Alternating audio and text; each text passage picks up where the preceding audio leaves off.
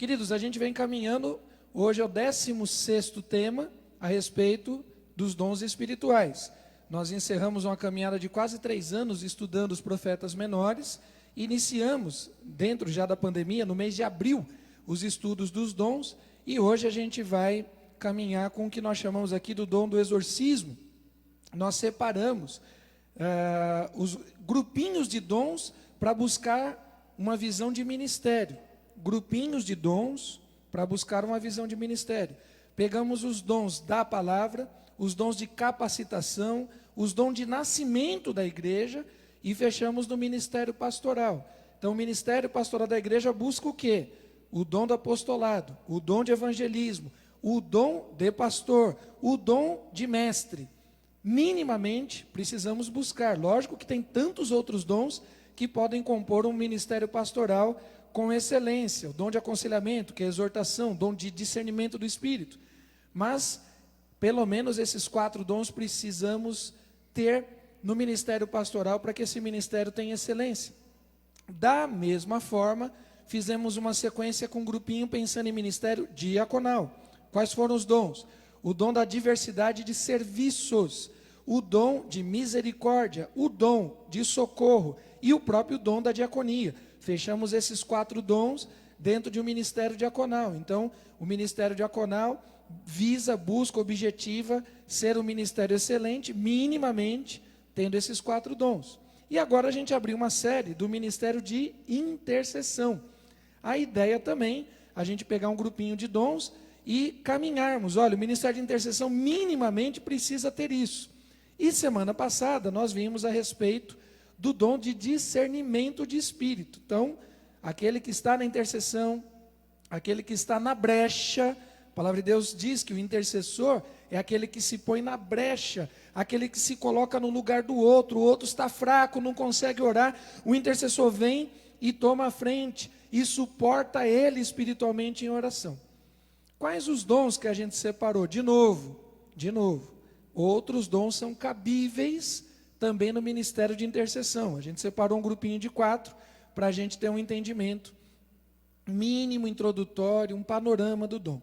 Então nós separamos semana passada o dom de discernimento dos espíritos. Então, exige-se, espera-se, nós precisamos buscar, você que é do ministério de intercessão desta igreja local, você que é do ministério de intercessão de outra igreja, você que é intercessor na sua casa, na sua vida, você deve buscar discernimento espiritual para saber orar. A palavra de Deus diz que nem orar como convém nós sabemos. Então o Espírito nos assiste nas nossas fraquezas, intercede por nós com gemidos inexprimíveis. E hoje nós vamos fazer 2 encontros para falar do dom do exorcismo, aquele que entra na batalha espiritual de uma maneira intensa, de uma maneira ousada, de uma maneira corajosa. Ah, pastor, mas não aparece a palavra dom de exorcismo, verdade, não aparece lá na lista do apóstolo Paulo, esse dom de uma maneira caracterizada. Os irmãos vão lembrar, e se você tiver dúvida, assista os primeiros estudos, já estão disponíveis lá no meu canal do YouTube, já tem a possibilidade de você assistir, que nós falamos da variedade dos dons, da ilimitação de Deus a respeito dos dons. Então, apesar de não aparecer na lista de Paulo, nós vamos ver no texto bíblico de maneira ampla, que Deus tem capacitado de maneira especial algumas pessoas para a batalha, para a frente de batalha no mundo espiritual. Todo o crente pode ter discernimento, todo crente pode ter o dom de evangelista, o dom de misericórdia, etc. e tal. Todo crente já tem, registra aí, para depois de tudo que eu falar você não entender errado.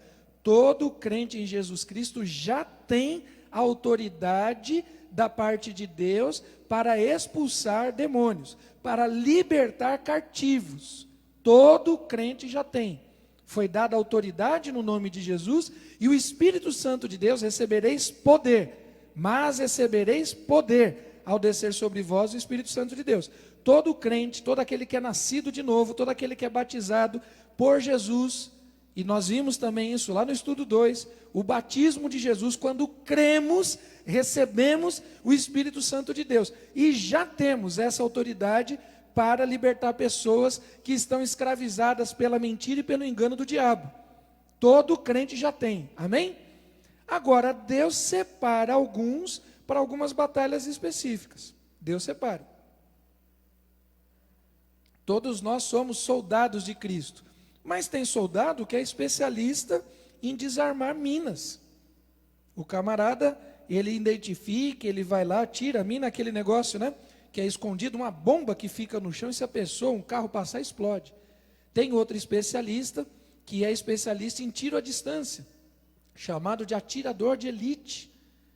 Tem filmes que falam a respeito sobre isso, né? O sniper, aquele atirador, é um especialista.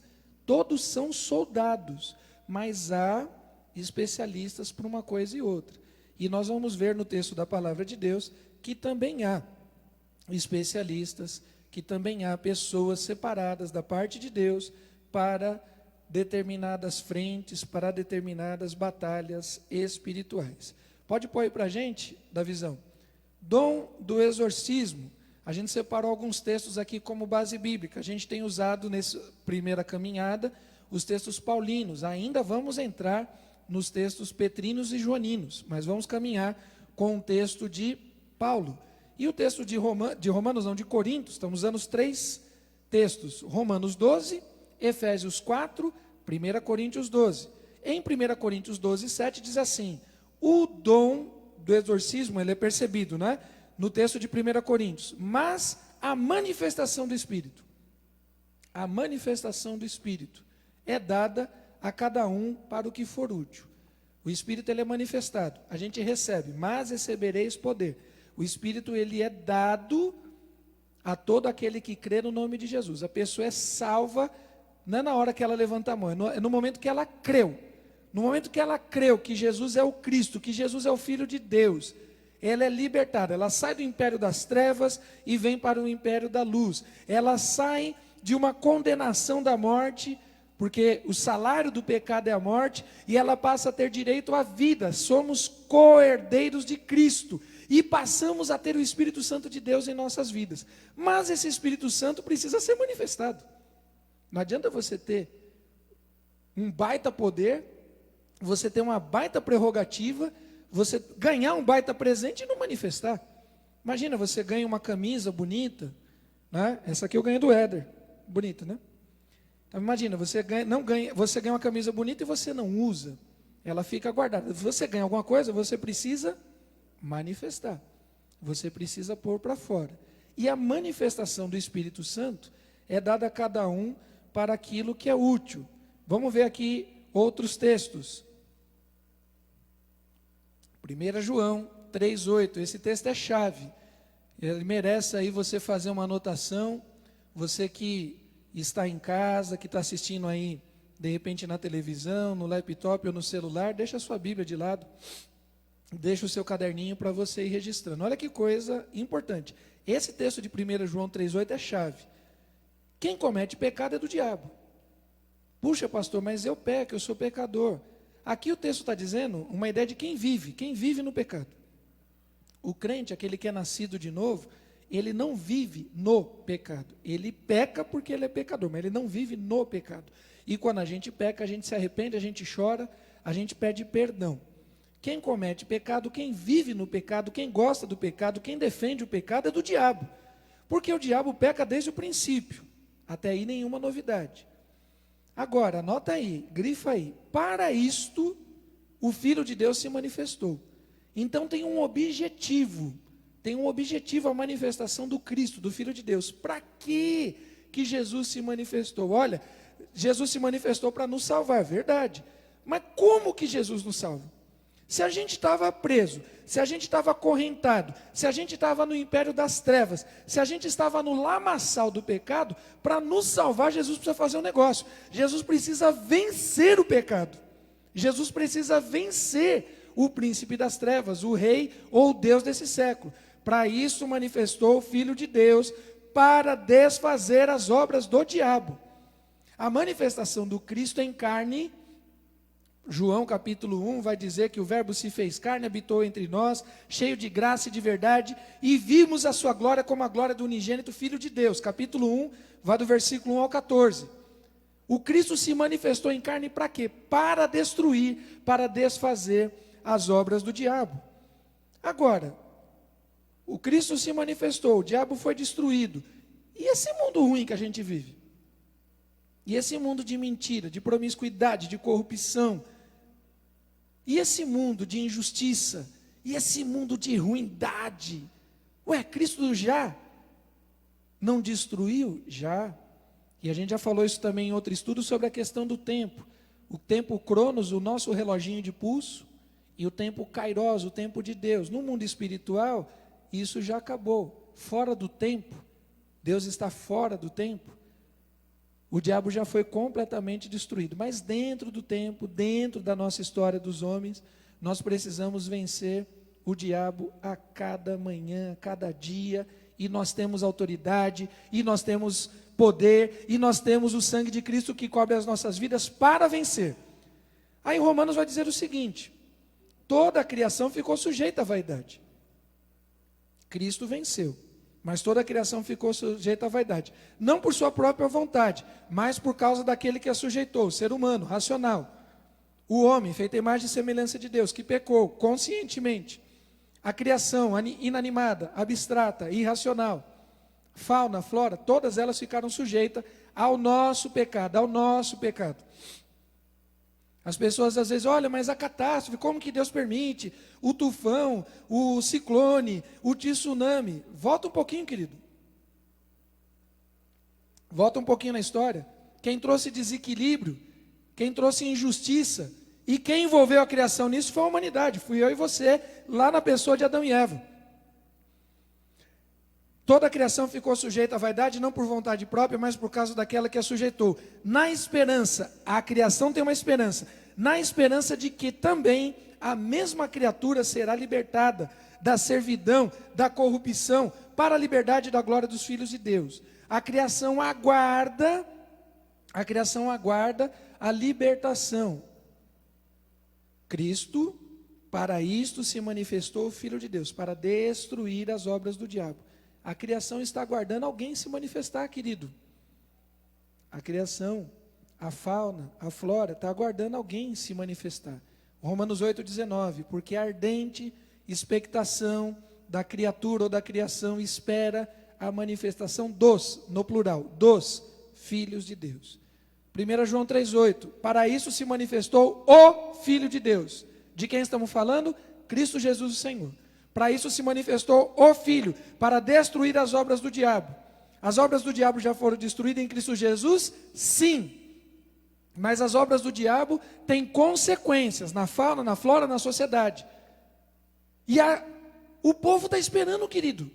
O povão está esperando que se manifeste agora os filhos de Deus. A igreja de Cristo precisa se manifestar urgentemente, em graça, em misericórdia, em bondade, em luz. Se dissermos que temos comunhão com Ele, mas andamos nas trevas, não praticamos a verdade. Mas se andarmos na luz, como Ele na luz está, temos comunhão uns com os outros. E o sangue de Jesus, o seu Filho, nos purifica de todo mal. A gente precisa andar em luz. Para isto se manifestou o Filho de Deus. Mas a grande verdade é que nós vivemos num mundo que jaz no maligno.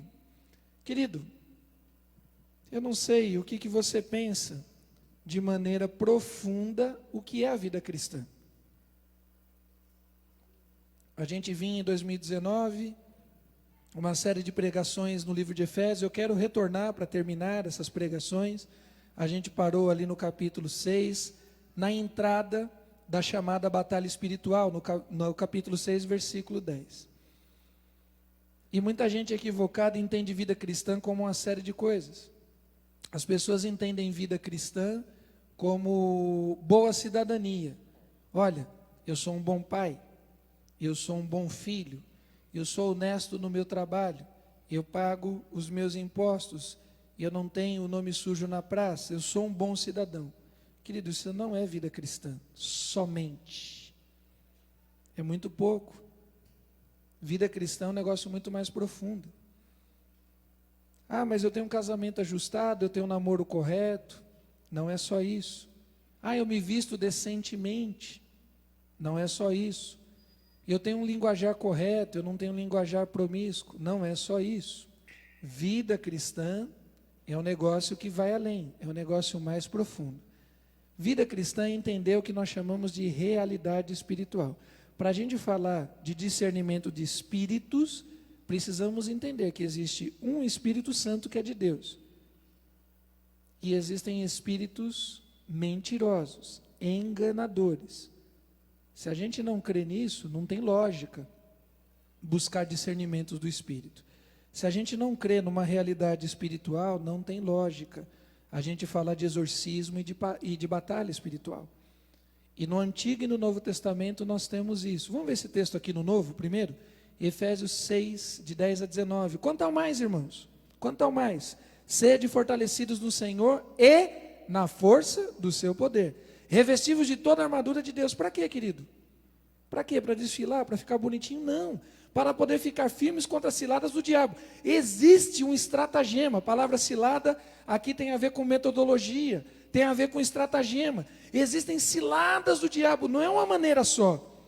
Apesar do diabo ser absurdamente limitado, o diabo ser criatura de Deus, então por uma lógica muito simples, quem cria é maior do que aquele que é criado, o diabo é menor, não existe luta em pé de igualdade, Deus está numa categoria absurdamente superior e o diabo está numa categoria peso leve, peso mosca, peso pena. Deus é onipresente, onipotente, é o soberano, é o criador de todas as coisas, e o inimigo não é páreo, não se compara a Deus. Amém? Mas se o inimigo não se compara ao poderio de Deus, o inimigo ele é mais forte do que os seres humanos. O inimigo é mais forte do que os seres humanos comuns.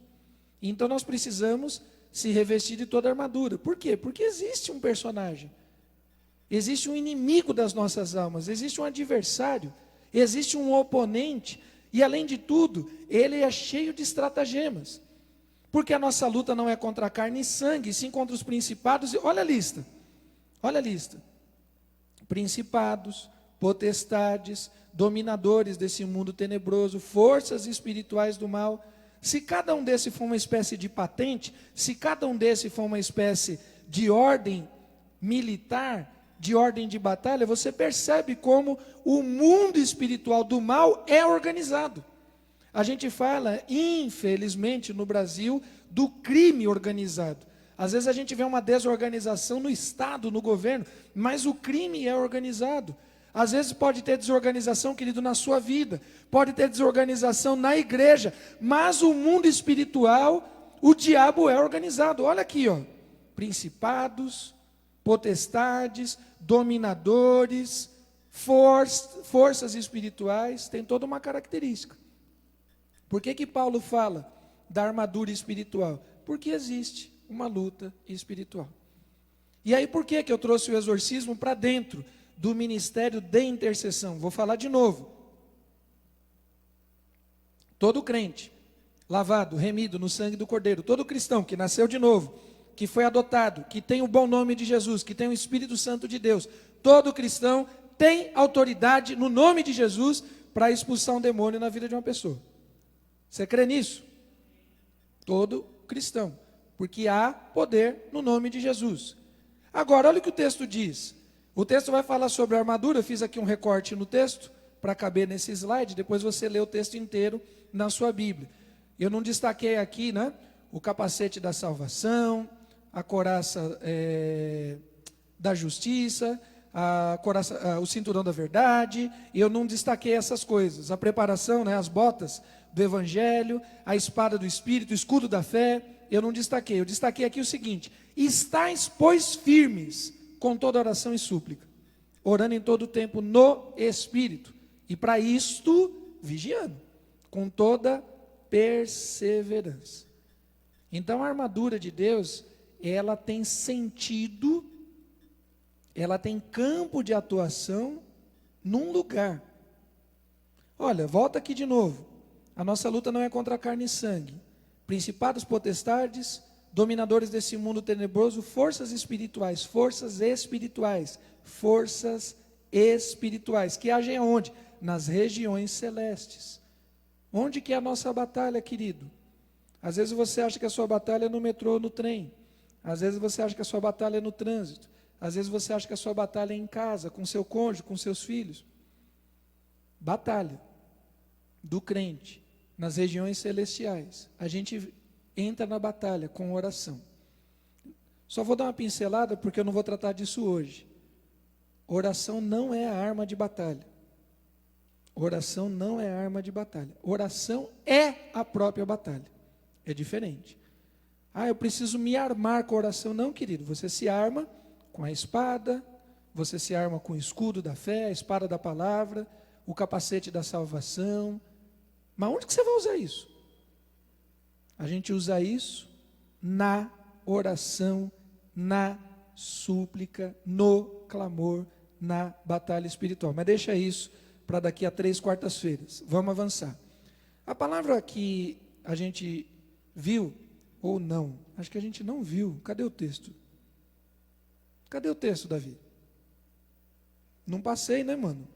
Põe aí, Marcos capítulo 16, versículo 17. Pô, Davi, não dá, mano. Dá para você colocar aí no descritivo? Marcos 16, é um texto-chave. Não é o único. A gente utilizou, né, a questão da manifestação, mas a palavra expulsar, expelir, Marcos, capítulo 16, versículo 17. Estes sinais hão de acompanhar aqueles que creem. Estes sinais hão de acompanhar aqueles que creem. Em meu nome, expelirão ou expulsarão demônios, falarão novas línguas, pegarão em serpentes. Se alguma coisa mortífera beberem, não lhes fará mal. Se impuserem as mãos sobre enfermos, eles ficarão curados. Amém? Em meu nome, estes sinais seguirão os que crerem em meu nome. A palavra expelir ou expulsar é essa ekbalo. E ela aparece 115 vezes entre o Antigo e o Novo Testamento. No Antigo é outra palavra, a gente já vai ver que eu separei aqui. Mas no grego, a palavra no Novo Testamento é ekbalo. O que significa? Expulsar, expelir, mandar sair. Olha que coisa boa. E com noção de violência. Com noção de violência. Ekbalo é mandar sair e mandar sair com força. Mandar sair com violência. Sai daqui. Eu não te quero nesse lugar, eu não te suporto, eu não te aceito. Sai daqui e com força. Não é por favor, não é com delicadeza. Aqui é com força, com coragem, com ousadia. Ekbalo, expulsar, expelir, mandar sair com noção de violência. Do mundo, um exemplo aqui, ser privado do poder e influência que se exerce no mundo. Uma coisa, sair um excremento, uma coisa nojenta, você tirar para fora aquilo que não presta. Compelir alguém a partir, olha, você tem que sair, mandar alguém partir de modo severo. Ainda que não violento na linguagem, mas de modo severo. Não é uma linguagem obscena, é uma linguagem ousada, é uma linguagem corajosa, é uma linguagem de comando, é voz de comando, é voz de comando. Ordenar ou fazer alguém sair apressadamente. Não tem tempo de ficar esperando, tem que sair, e tem que sair agora. Fazer sair com força, se necessário puxar e jogar fora. Tem que fazer sair, com implicações da força, superar, olha só, superar uma força oposta, porque tem oposição, não quer sair, e a gente tem que pôr para fora, na autoridade, na ousadia e no poder que há no nome de Jesus. Quais atributos de uma pessoa que tem o dom do exorcismo? De novo, todo crente, nascido de novo, que recebeu o poder do Espírito Santo, tem autoridade do Espírito Santo, tem poder, mas recebereis poder ao descer sobre vós o Espírito Santo. Atos 1:8. Tem poder para interromper, inibir e, se necessário for, expulsar a ação do inimigo. Mas, de novo, Deus separa algumas pessoas com algumas patentes diferentes. Soldado, cabo, primeiro, segundo, terceiro sargento. No mundo espiritual também há patentes. Há patentes. Quais são os atributos? Primeiro, o que a gente viu semana passada, discernimento. Discernimento. O segundo, vigilância. Lembra lá de Efésios 6, que a gente viu agora há pouco? Orando todo o tempo no Espírito e, para isso, vigiando, perseverando. Discernimento, vigilância, sobriedade, maturidade, né? Sobriedade, essa coisa de ser adulto e não menino na fé, e coragem, ousadia, determinação do Espírito Santo de Deus. Você se identifica, querido? Você se identifica? Falei agora há pouco, né? Da realidade do mundo espiritual. Paulo vai dizer, revestivos da armadura para ficar firmes. Firmes aonde? Contra as ciladas do diabo. Para ficar firme no dia mau. A nossa luta não é contra a carne e sangue. Existem principados, potestades, dominadores desse mundo tenebroso. Existem forças espirituais agindo na região celeste. E tem crente que acha que isso é baboseiro. Ah, mas na igreja batista não se fala muito sobre isso. Não se fala muito porque a gente não perde tempo com o diabo, querido. A gente vem na igreja para cultuar a Deus. A gente vem na igreja para adorar o nome de Jesus. Amém? Ah, mas eu vou na igreja, nunca vi expulsar demônio. Aqui no 15 já teve uma série de situações. Mas existe gente que ora antes do culto, durante o culto. As pessoas estão orando para quê? Porque o culto é para Jesus. A gente quer glorificar o nome de Jesus, a gente quer exaltar o nome de Jesus. Então o inimigo não tem poder, mesmo que ele esteja presente. Não se engane, que essas paredes aqui, esses vidros não retêm a ação do inimigo. O inimigo está presente. E o inimigo vem para roubar, matar e destruir. E a gente está lançando a semente, o inimigo está tirando. E o camarada está no culto e está pensando nas contas vai pagar, o camarada está no culto e está pensando no jogo do futebol, o camarada está no culto e está pensando na entrevista de emprego, o camarada está no culto e ele está pensando em um zilhão de coisas. O inimigo está agindo. Agora, nós temos um ministério de intercessão na igreja, a gente tem gente que ora pelo culto, para que o culto seja abençoado e abençoador. Agora o inimigo está aí, querido. Isso não é papo de igreja pentecostal. Ah, na igreja do reteté, na igreja do fogo. Não, querido. Isso é papo bíblico.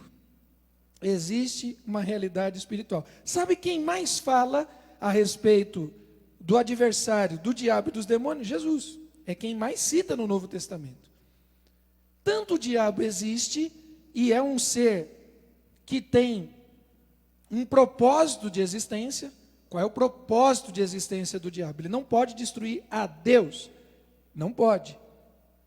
Qual é o propósito do diabo? Envergonhar o nome do Senhor, desvirtuar, matar, roubar, destruir os sonhos da igreja, do povo de Cristo. O diabo não é adversário de Deus. De novo, é outra categoria, querido. Deus é a categoria mega, maxa, supremo, extra, big, sei lá qual a palavra que se dá. E o diabo é peso mosca. Olha o que Paulo diz. A nossa luta... Não é a luta de Deus, a nossa luta é contra principados, potestades, contra os dominadores desse mundo tenebroso. E o diabo existe. Nossa, pastor, mas pode falar diabo? Pode, esse nome não tem poder. O nome que tem poder é o nome de Jesus. Então não tem problema. A gente fala um monte de coisa feia, infelizmente, né? Mas o nome do diabo não tem poder. Então só para você saber, se você não sabia, que você tem um inimigo. Inimigo que está com a arma apontada para a sua cabeça. É isso, querido.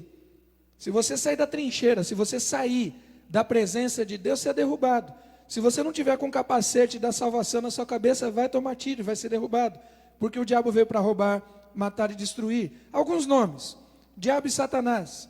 Na verdade não são nomes, né? Tem significado, são substantivos. Adversário e acusador. É adversário das nossas almas, aquele que nos acusa diante de Deus. Dia e noite. Mas também na Bíblia aparece como antiga serpente, o dragão, pai da mentira, assassino ou homicida, príncipe das trevas, Beelzebu, o iníquo, Mamon, Deus desse século, Apolion, falso profeta, besta, anticristo, entre outros. É um personagem que existe e que é qualificado, ele tem nome, ele é identificado no texto bíblico, para que a gente entenda. Hoje eu vou ficar no Antigo Testamento, e semana que vem a gente entra no Novo Testamento, que acabou ficando grande, para um estudo aí de 40, 50 minutos. Realidade espiritual no Antigo Testamento. Não, porque no Antigo Testamento, Israel, tal, não tinha o Espírito Santo de Deus, não tinha sido derramado, e no Antigo Testamento o diabo não agia. Engano seu. Engano seu. O diabo sempre esteve presente na história da humanidade. Começa com a serpente. E lá no texto de Apocalipse diz que a serpente é o diabo. Se você tem dúvida, leia o texto. Capítulo 13 de Apocalipse. Se você vier desde o capítulo 11, melhor. Mas no capítulo 13 vai falar da besta. Não é de um besta. Você pode conhecer vários bestas. Eu também conheço alguns. Não vamos citar nomes para não gerar constrangimento. Mas a gente conhece um monte de gente besta. Mas aqui no caso está falando da besta, que é uma característica que é dada ao diabo. A serpente que traz confusão. Mas Deus disse isso, não, Deus disse aquilo. Não, mas é assim, é assado, se comer morre, não morre e tal. A serpente que traz confusão. Caim é avisado por Deus antes de pecar. Caim é avisado por Deus que havia um mal bater na porta dele. Moisés enfrenta os encantadores, os magos, feiticeiros egípcios, que se opõem diante da palavra de Deus para libertar Israel. Olha como a coisa é espiritual. Quando Israel sai do Egito e vem destruindo vários exércitos, lembrando, Israel não tinha um exército, Israel tinha um bando de gente, um bando de escravos, gente que sabia mexer com arado, gente que sabia mexer com terra, gente que tomava chicote nas costas. Quando sai do Egito, é um bando de gente. Os exércitos montados dos povos que já eram estabelecidos saíram para batalhar contra Israel. Estava facinho de vencer. Os caras não tinham arma, os caras não tinham experiência militar. Mas Deus levanta Josué e uma série de homens valentes e vão ganhando as guerras. E fala de vitórias tremendas contra Og, contra Bazã, que eram exércitos conhecidíssimos. Aí surge um personagem que é Balaque. Ao invés de Balaque mandar um exército, olha como a luta é espiritual. Ao invés de Balaque mandar um exército, contratar mais contratar mais armas, chamar de repente um outro exército apoiador, contratar mercenários. O que Balaque faz? Contrata um feiticeiro. Contrata alguém para amaldiçoar. Pô, na arma não vai dar certo. No escudo, na flecha, na lança, na espada não vai dar certo. É melhor a gente ir para o campo espiritual. Amaldiçoar o povo. Davi, que exerce louvor e adoração para inibir a ação do espírito maligno na vida de Saul, os 400 profetas de Baal e tantos outros eventos. Ou seja, querido, realidade espiritual, o inimigo está aí também no Antigo Testamento. Passa mais uma aí. Vamos ver o dom do exorcismo no Antigo Testamento. A primeira vez que aparece a palavra expulso é doído, né? Mas a primeira vez que aparece a palavra expulso, expelir, é quando o homem é expulso da presença de Deus. Quando foi encontrado mentira, desobediência, vaidade, arrogância, incredulidade na palavra. E o homem precisou ser expulso da presença de Deus. Gênesis 3:24. E expulso o homem, colocou querubins ao oriente do jardim do Éden, e o refugir de uma espada que se revolvia para guardar o caminho da árvore da vida, para que o homem não comesse da árvore da vida e vivesse eternamente longe de Deus, e vivesse eternamente em pecado. E expulsar o homem do jardim também é um ato de misericórdia. E a palavra expulso é garash, que significa despedido, tranquilo. Mas a segunda possibilidade aqui é complicada, né? Despossuído. O homem foi despossuído da presença de Deus. Nós tínhamos a plenitude da imagem de Deus. Agora a gente só tem um rabisco, um esboçozinho da imagem e semelhança de Deus. Porque nós fomos despossuídos da presença de Deus. Rapidamente aí 3 exemplos do Antigo Testamento. Já são 9 e 10. E aí semana que vem a gente continua no mesmo dom, só que na versão Novo Testamento. Caim, olha só. Abel, por sua vez, trouxe das primícias do seu trabalho, ou do seu rebanho e da gordura desse. Anota a palavra primícias. Tem a ver com primeiros. Primeiro em cronologia, primeiro em qualidade, primeiro em importância. Agradou-se o Senhor do que Abel ofereceu? Não, primeiro de Abel. Agradou-se o Senhor de Abel. Querido, o que Abel oferecesse depois, e de sua oferta, ao passo que de Caim e de sua oferta não se agradou.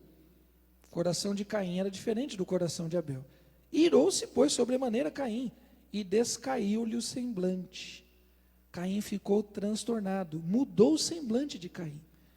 Se você já teve alguma experiência de batalha espiritual, se você já teve alguma experiência de oração, de libertação, de expelir, de expulsar demônios na vida de alguém, você vai lembrar que a fisionomia da pessoa muda radicalmente. Uma experiência rápida aqui. Deixa eu terminar o texto. Então lhe disse o Senhor: por que andas irado? E por que descaiu o teu semblante? Caim, por que o teu semblante está desse jeito? Não foi assim que eu te fiz. Eu te fiz belo, eu te fiz perfeito. Por que o teu semblante está tão terrível, Caim? Se procederes bem, não é certo que serás aceito? Se todavia procederes mal, eis que o pecado jaz à porta. Essa ideia de mal que jaz à porta, ela tem uma ideia de um animal, ela tem uma ideia de um cão raivoso, ela tem uma ideia de um bicho, uma besta fera, que está atrás da porta, agachado, pronto para dar um bote. Que é a visão que a gente tem no Novo Testamento, do inimigo que está ao nosso derredor, bramando como leão, pronto para tragar alguém. E Deus está dizendo: Caim, Caim, Caim, fica esperto, Caim. Caim, acorda, eu vou te alertar, Caim. O diabo está à porta, o mal está à porta. Caim, cumpre a você controlar ele. Cumpre a você dominar ele. Caim quis reagir? Não. Caim se permitiu, e você conhece a história. Caim mata a Abel. Saul, um espírito maligno que se apossa, que toma posse, que invade a mente e o coração de Saul. Por quê? Porque estava vazio. Isso a gente vai ver semana que vem no Novo Testamento.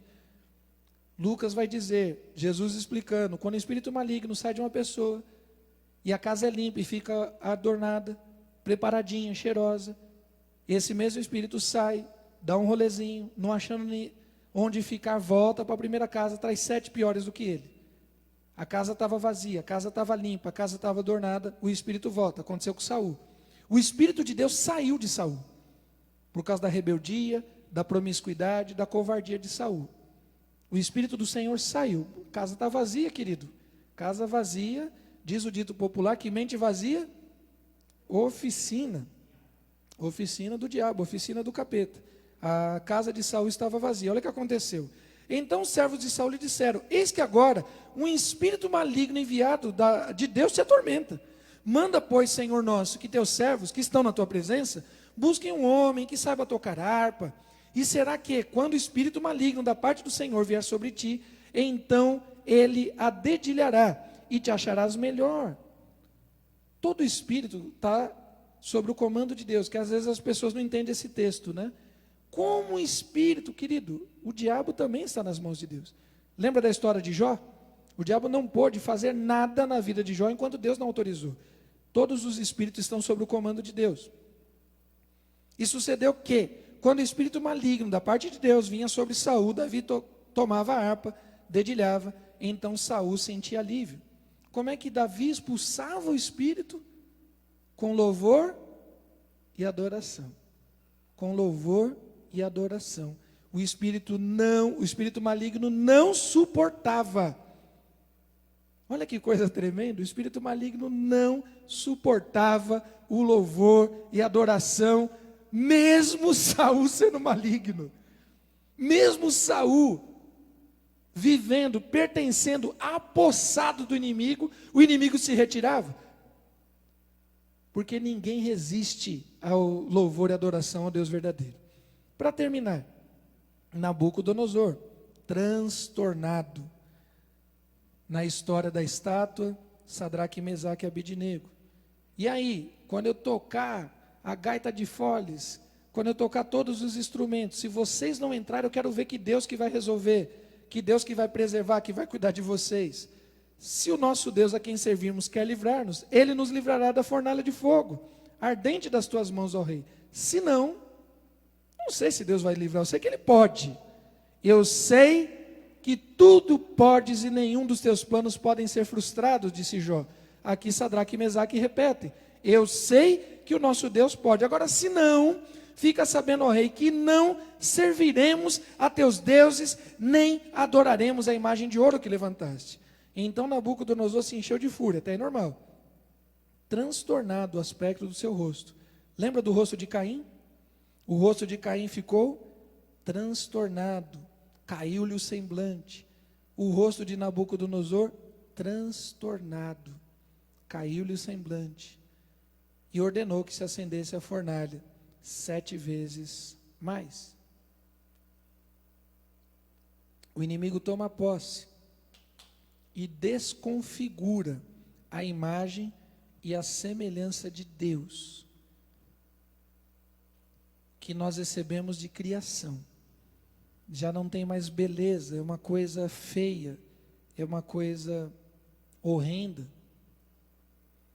Um dos versículos que a gente citou aqui, né, falando sobre espírito, nesse caso aqui de Saul, por exemplo, vai dizer que um espírito maligno vinha e atormentava Saul.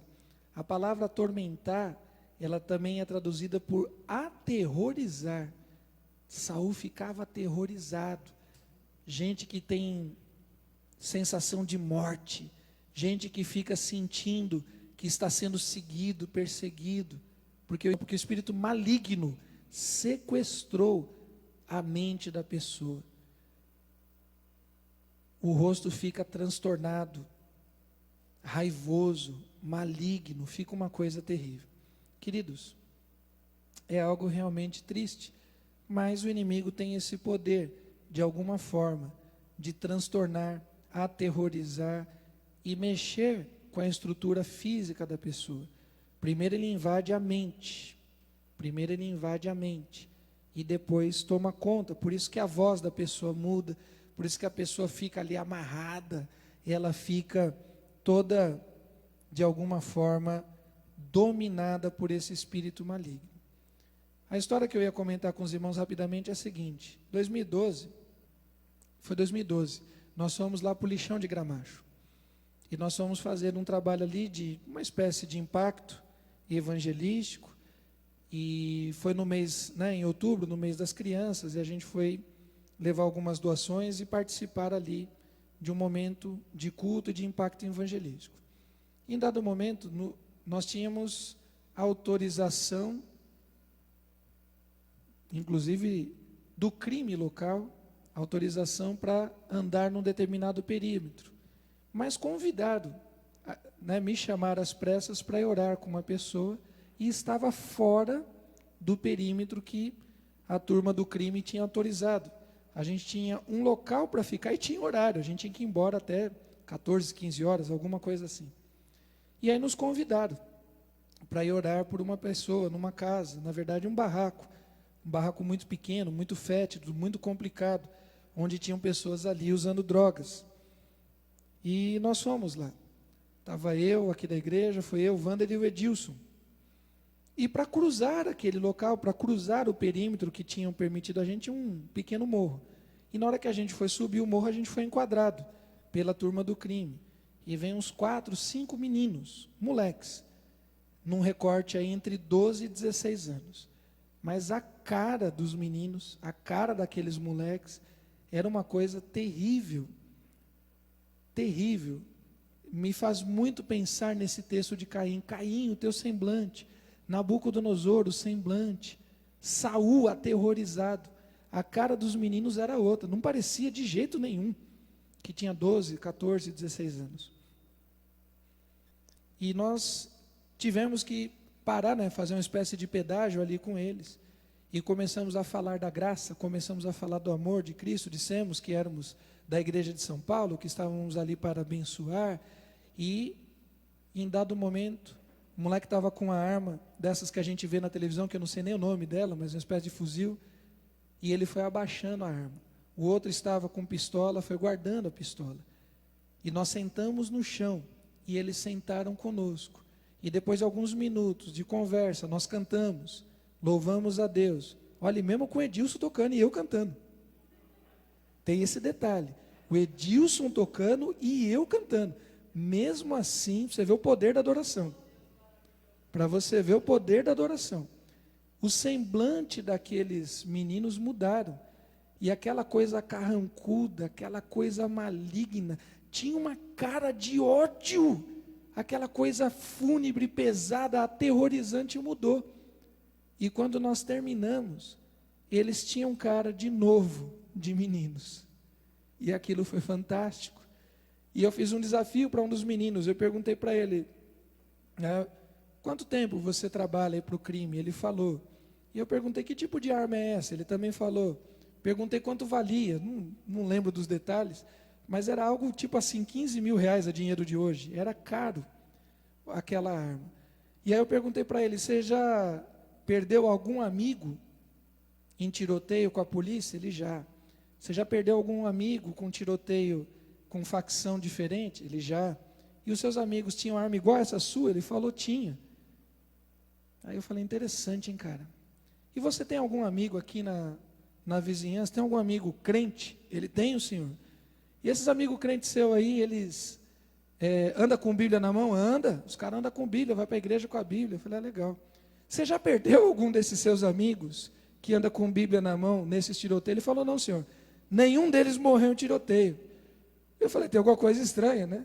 Os teus amigos que andam armados morrem no tiroteio. Os teus amigos que andam com Bíblia não morrem. Parece que a Bíblia é mais poderosa que a tua arma. E aí eu fiz um desafio para ele. Eu falei, você não quer trocar de arma comigo? Eu deixo minha Bíblia com você e levo essa tua arma embora. Aí ele falou, mas o que você vai fazer com a minha arma? Eu falei, vou quebrar ela e jogar em qualquer bueiro fora. Ela não tem utilidade para mim. E aí o moleque ficou até meio emocionado assim, ele falou, senhor, eu não posso. Porque se eu perder essa arma, eu tenho que pagar. Porque ela custa tantos mil reais. Mas querido, aquele que começou, não tenha dúvida que aquele menino estava endemoniado. Não estava babando, não estava rodando, girando a cabeça.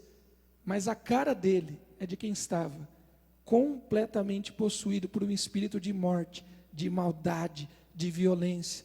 E o nosso louvor, a nossa adoração, a nossa intercessão e o desafio de fé da palavra de Deus mudou a fisionomia daquele garoto. Querido, o louvor liberta, a pregação liberta e a oração é o nosso campo de batalha. Vamos parar por aqui? Dom do exorcismo no Antigo Testamento. Semana que vem a gente volta com o dom do exorcismo no Novo Testamento. E aí não tem essa história, olha, mas tem alguns dons que cessaram, que agora não acontece mais. Você vai ver esse dom sendo manifestado no período de Jesus, você vai ver esse dom sendo manifestado no período do Espírito Santo. Depois que Jesus ascende aos céus, o dom continua a ser utilizado pela igreja de Cristo. Amém?